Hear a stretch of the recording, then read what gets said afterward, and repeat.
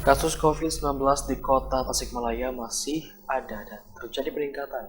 Hal tersebut tentu harus membuat semua pihak waspada, termasuk masyarakat agar tidak abai prokes dan melakukan vaksinasi hingga dosis ketiga. Peningkatan kasus beriringan dengan peningkatan kasus COVID-19 secara nasional. Pandemi COVID-19 di kota Tasikmalaya kini tengah meningkat lagi kasusnya. Berdasarkan data Dinas Kesehatan per Selasa siang, kasus aktifnya mencapai 101 pasien. Hal itu dibenarkan Kepala Bidang Pencegahan dan Pengendalian Penyakit P2P Dinkes, Asep Hendra. Kondisi ini terjadi beriringan dengan kasus COVID secara nasional.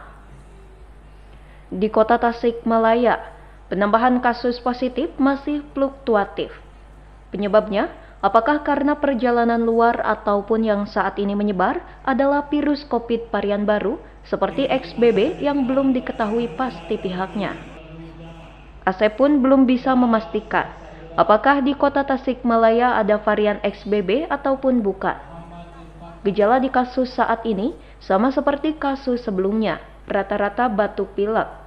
Tapi ada beberapa yang terinfeksi virus ini men-trigger penyakit lainnya. Varian XBB ini secara infeksinya bisa menular dengan cepat, namun secara fluorensinya tak terlalu parah. Namun jika yang terkena lansia apalagi belum divaksin, bisa juga menyebabkan kematian. Kalau di kita masih fluktuatif ya, ada 13 November itu ada 17 kasus yang paling tinggi, tapi rata-rata kita di atas 5 ya, 8, 9, 10 setiap hari penambahan kasus barunya. Itu penyebabnya apa, Dok? Bisa ada peningkatan itu?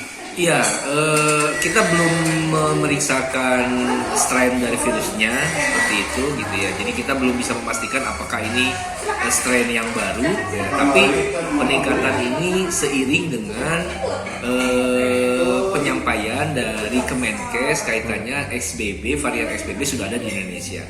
Apakah yang dikatakan varian XBB atau bukan, kita memang belum memeriksakan kaitannya dengan jenis si virus itu.